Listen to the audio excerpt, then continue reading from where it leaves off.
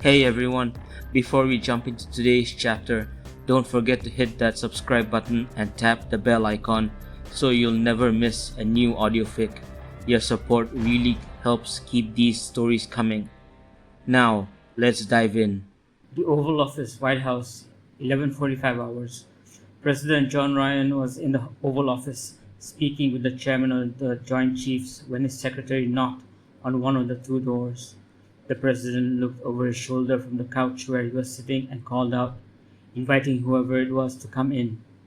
The door soon opened, and a woman in her mid-50s walked in. She told the president that the British Prime Minister was on the line.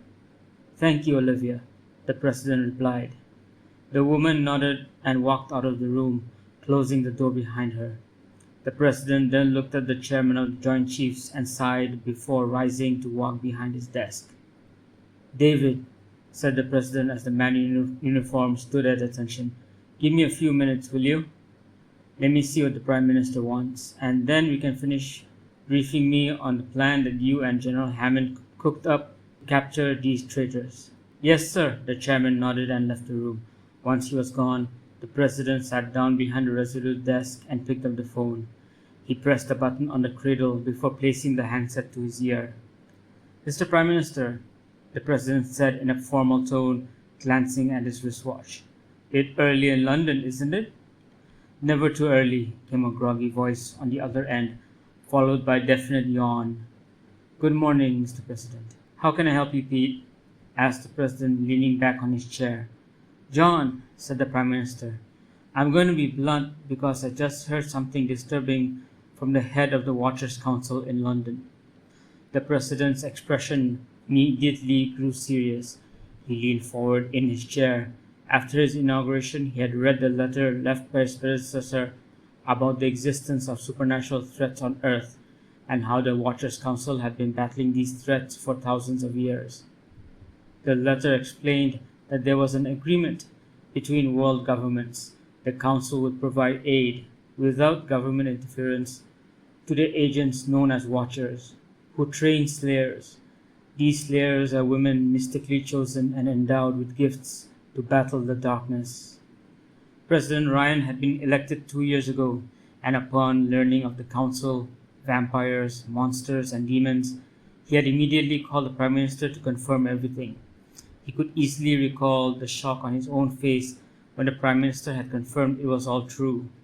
A few days after his inauguration, the President met with Travers to discuss the basics of the agreement between the government and the Council.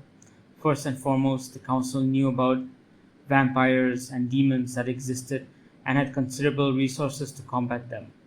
Travers had explained that involving the military would only complicate matters, which was why the arrangement had been kept in place since the founding of the American government. The President didn't know everything, as Travers refused to share details beyond the basics that the Prime Minister had already divulged. Slayers were the Council's warriors against darkness.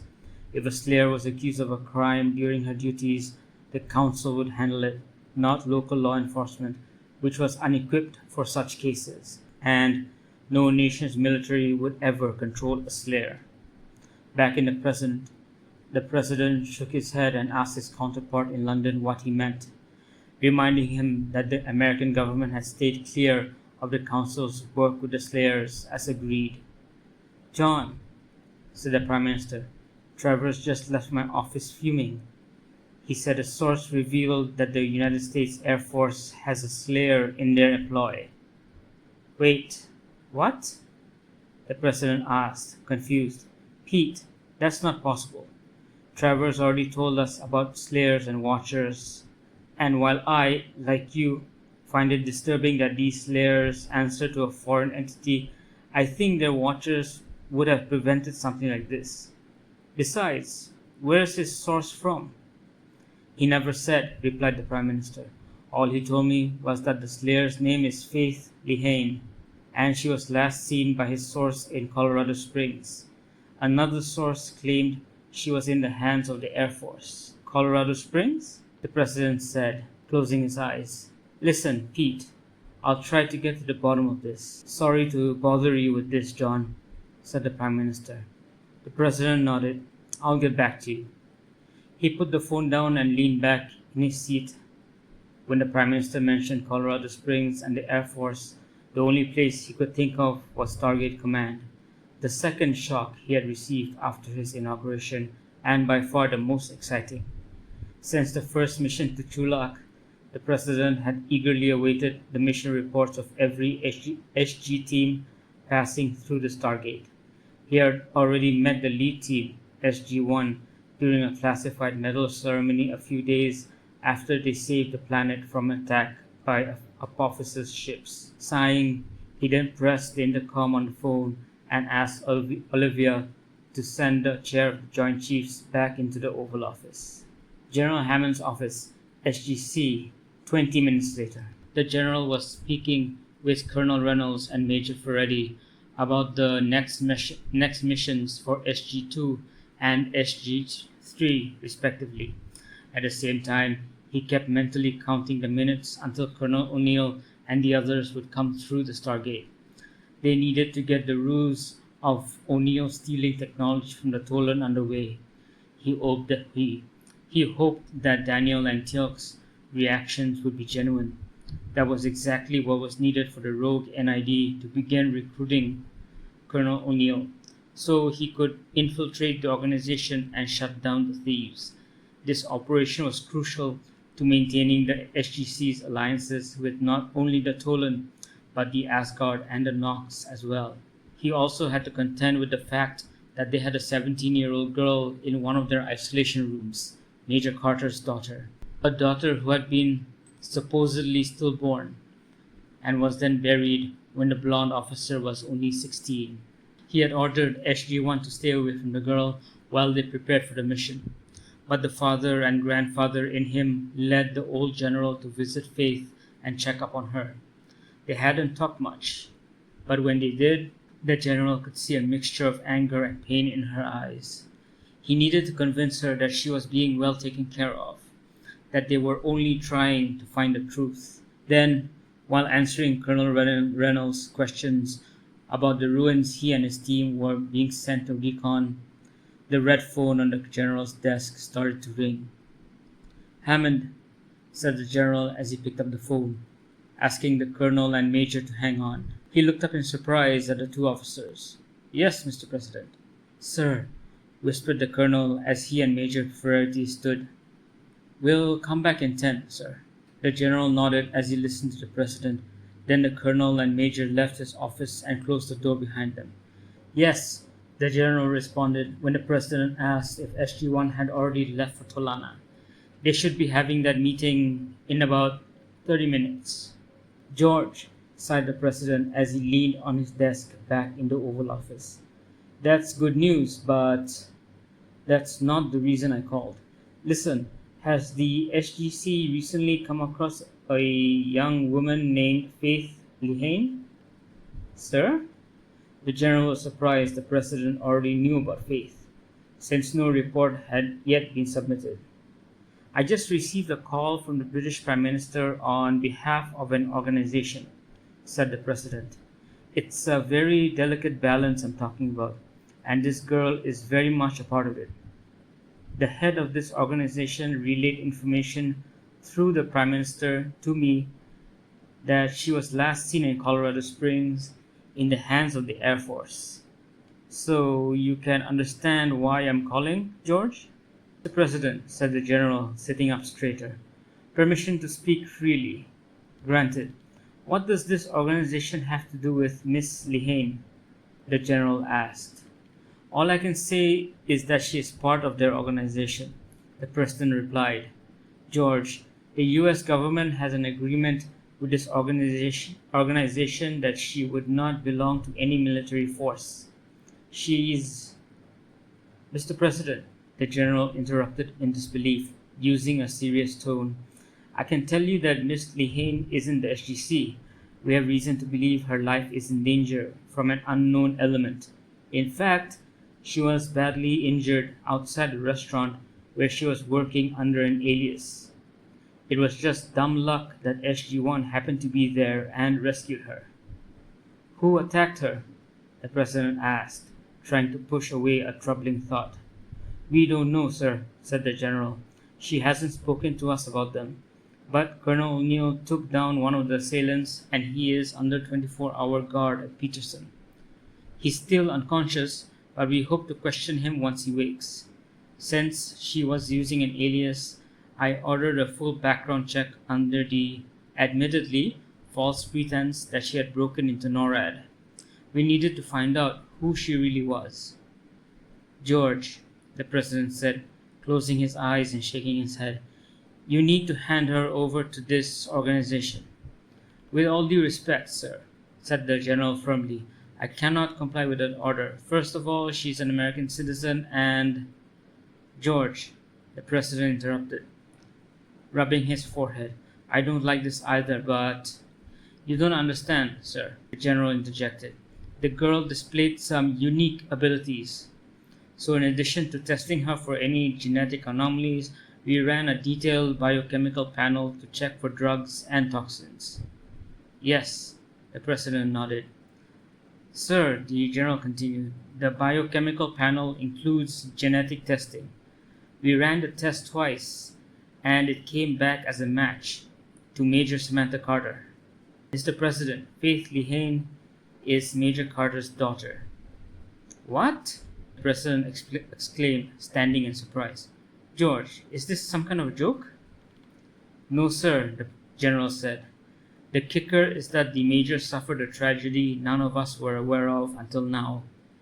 The child she gave birth to died at birth, but all DNA tests show Faith Lehane is that baby.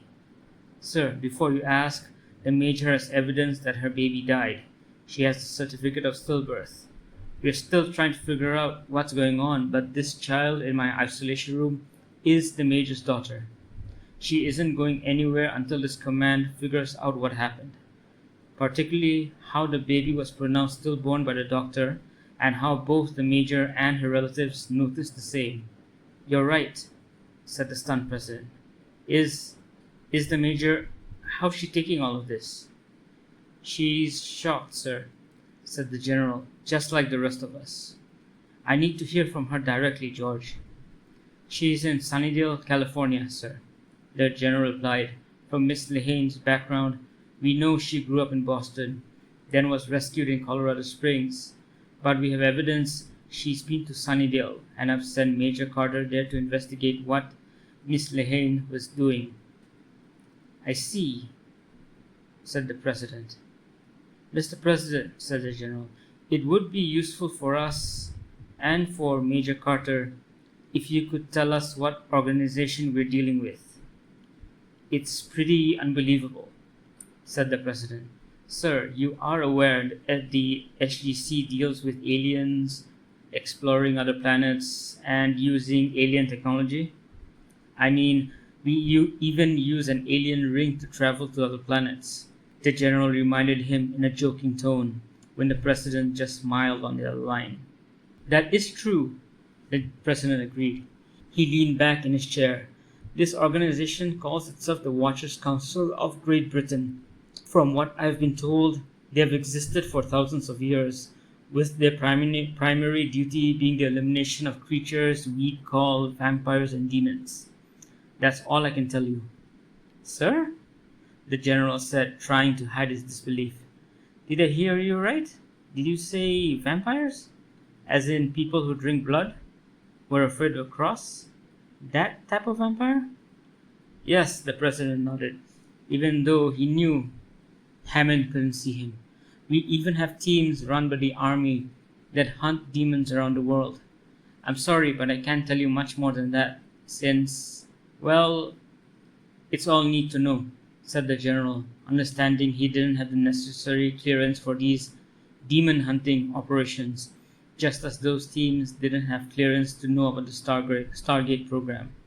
"So I understand this organization kills vampires and demons. But what does Major Carter's daughter have to do with this?" "She's what's known as a slayer," the president continued. "From what the head of the council told me a few days after my inauguration, a slayer is chosen at random through some mystical force. They have special abilities to fight these creatures, such as..." Strength above a normal human? Asked the general, before telling the president about a report he hadn't yet submitted until they found out the truth about Faith. He explained that Colonel O'Neill and the others had witnessed Faith using superhuman strength to throw one of her assailants against the wall. We thought she could have been a Goa'uld, Tok'ra, or a human somehow enhanced by alien technology. It's mystical from what I've been told, the president said. And yes, I know how unbelievable this sounds. Sir, Hammond said, as you've said, the SGC deals with unbelievable threats every day. Ours come from outer space, but the young woman is only a child. Has this Watchers Council been given full access to... No, said the president, knowing exactly what the general wanted to say. The council is not allowed to operate directly on American soil. The agreement with them is that they can only provide aid to the Slayer and her handler, also known as a Watcher. I understand that, Mr. President, said the general. Is it possible these assailants are from this Watchers Council? It's entirely possible Faith was hiding from them, given her use of an alias. General, said the president, as he thought back to his greatest fear, that the council could have tried to capture Slayer for not wanting to do her duty. I want the young woman interviewed. Tell her she's under the protection of the Air Force. I want you to send over the actual report of what happened to her, including copies of her DNA test results. I also want to ensure a copy of her certificate of stillbirth, complete with Major Carter's written testimony, is included. I'll be creating a presidential eyes-only file for the young lady's protection. Understood, sir, Hammond nodded. Does Faith know about the relationship between her and Major Carter? No, sir, said Hammond. The Major will be telling Miss Lehane once she gets back. Did the Major have a name picked out for her? Asked the president, closing his eyes as he thought back to his own son and daughter. Yes, said the general, nodding. I'll leave it to her to reveal that, sir. Very well, said the president. I'll call the Prime Minister and tell him about the situation as best I can without revealing the existence of the Stargate. For now, I'll say she's in a coma after having been injured while breaking into NORAD. I'll have to tell him about Major Carter, her baby, and the DNA test. I understand, sir, said the general, and I'll relay to the Major the information you gave me. Very well. Sir, said the general, Major Carter is an integral part of this command, and I have every intention of finding out what happened to her daughter, as well as keeping her protected. As do I, General. Giles's apartment, Sunnydale, 12:15 hours. Higher, Buffy. Giles was holding up targets in his hands as his slayer, Buffy, jumped and kicked one before coming down and launching a punch at another target he was holding. The blonde slayer had been busy fighting vampires and demons for the past few nights ever since the school was blown up.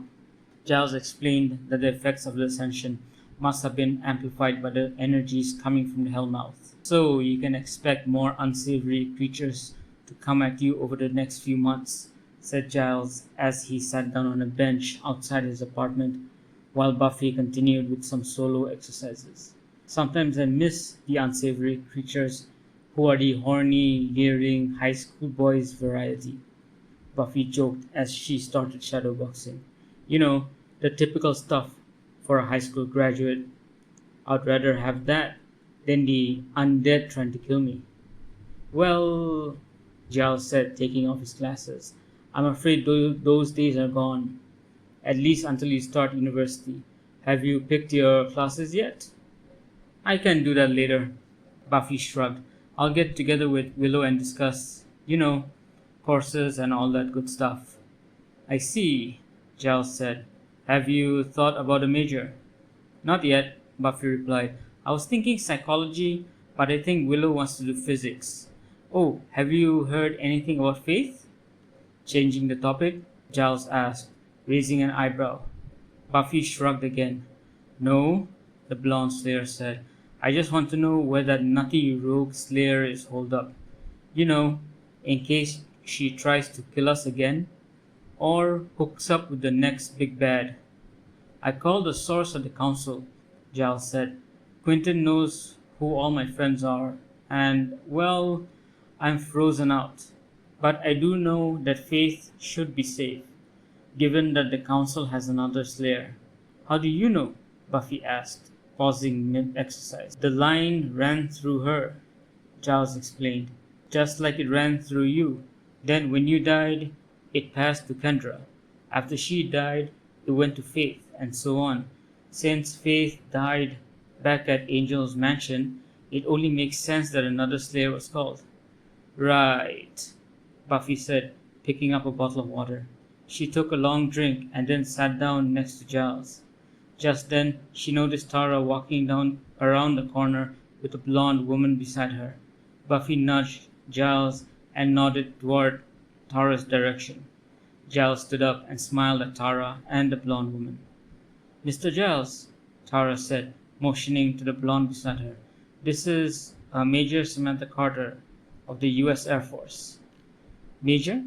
Giles said, wiping his hands on his sweatpants before shaking her hand.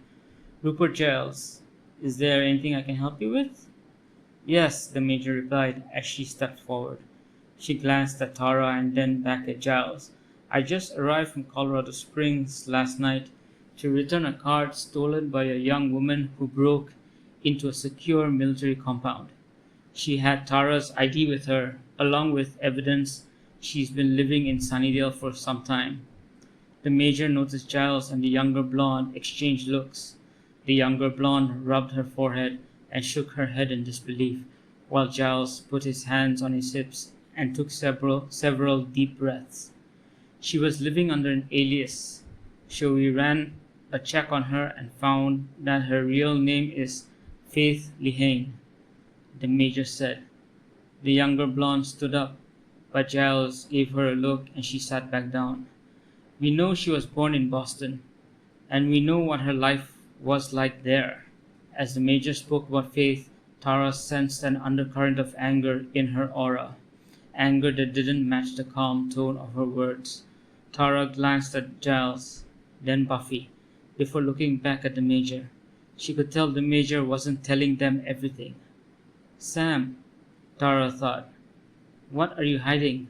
I can tell you're trying to protect Faith, but there's something else. The anger coming off you, I don't understand it. So, the Major continued, that's why I'm here in Sunnydale, to gather as much information on Faith as possible. I thought since she had Tara's ID, maybe she was a friend of hers. I was surprised to find out how Faith got the ID in the first place. Anyway, Tara told me she doesn't know Faith that well, and thank God, Buffy muttered, looking away, while Tara saw the Major glance sharply at Buffy before frowning and looking back at Giles. As I was saying, the Major continued, I asked Tara if she knew any of Faith's friends. So, here we are. I wouldn't exactly call her a friend, Buffy said. Giles then introduced her to the Major, and he motioned for everyone to move into his apartment where he could get them some cold drinks. I see, the Major said as she followed Tara inside. And the two of you were...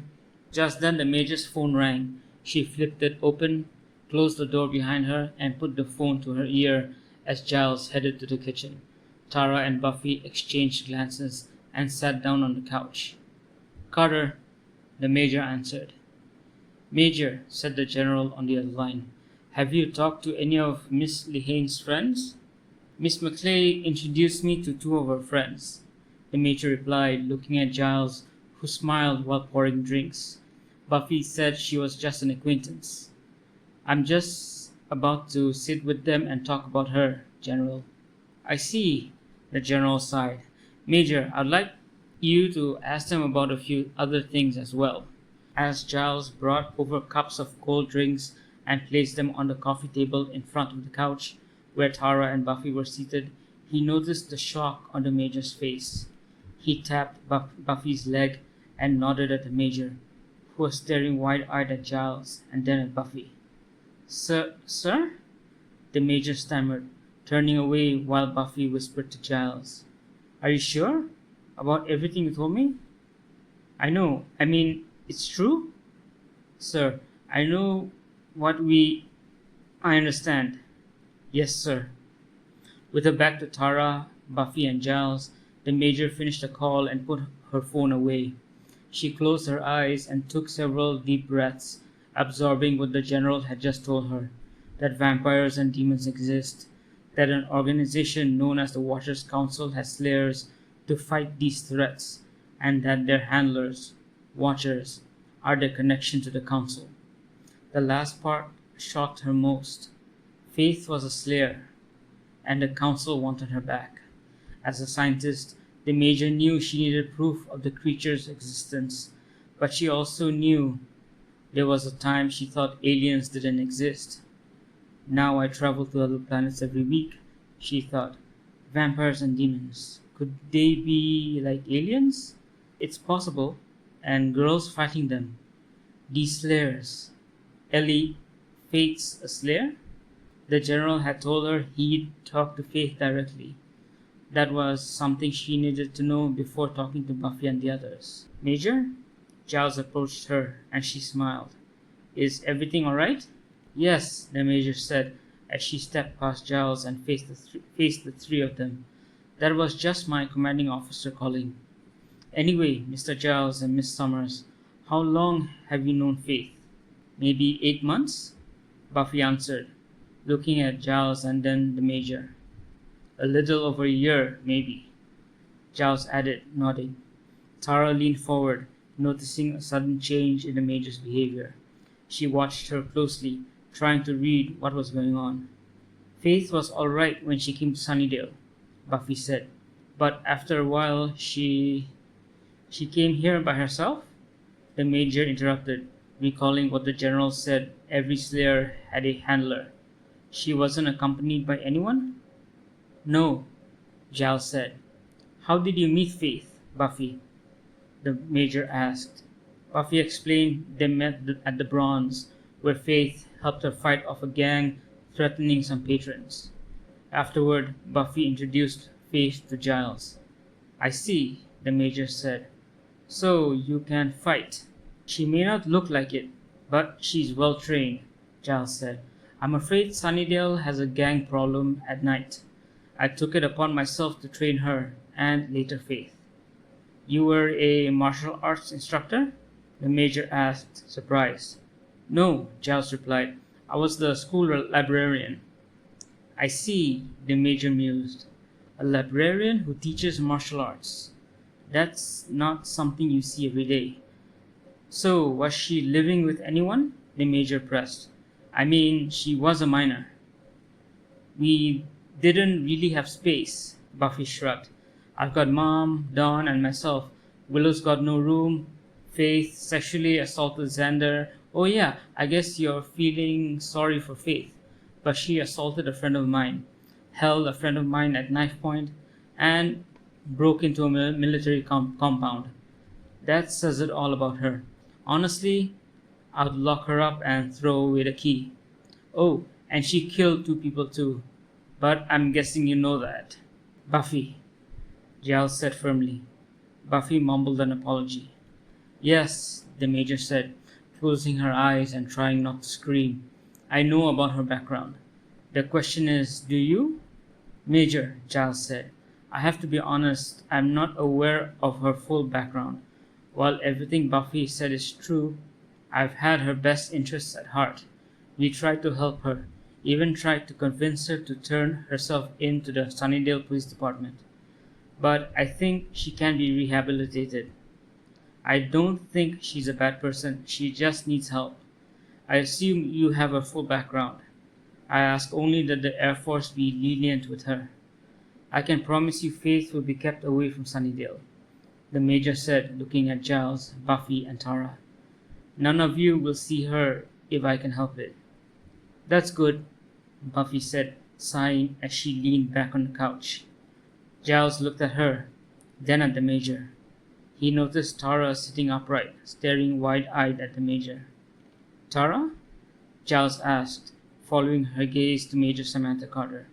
Since you've known her for some time, the Major said, folding her arms and looking straight at Buffy, Tara, and Giles. Has she ever mentioned something called the Watchers Council? Or Slayers? The what? Buffy laughed. Giles glanced at the Major, then at Tara. You mean the band? Look, Faith was never part of any band called Slayer. I mean, come on. Faith never broke into a military base, Major Carter said, her tone firm as the three stared at her in shock.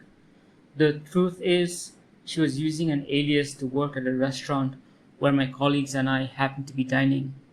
Long story short, she was attacked in an alleyway and stabbed.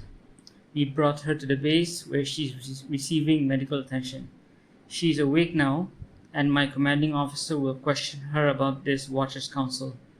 Make no mistake, he's authorized to provide protection, and believe me, the full weight of my organization will be behind her. So now, do you want to tell me the truth? Or should I wait until Faith answers my commanding officer's questions? Major, Giles said as he stood, there are some things that... So, you do know about this council? The Major cut in, looking at Giles as he closed his eyes and nodded. Are you her watcher? Like I was saying, Giles started, but Buffy stepped in, standing protectively in front of him with her hands on her hips. He's my watcher, Buffy said. The Major looked at her. And I meant what I said before. Yeah, Faith and I used to hang out, but she did things she has to pay for. There's no mistaking that. I don't know why you and the Air Force want to protect her, but you're making a big mistake. No, Major Carter said, stepping toward Buffy and Giles. A nervous Tara tried to intervene, but stopped in shock. The same shock Buffy and Giles shared after the Major spoke the next words. I can guarantee you that I'll use everything at my disposal to protect my daughter. To be continued.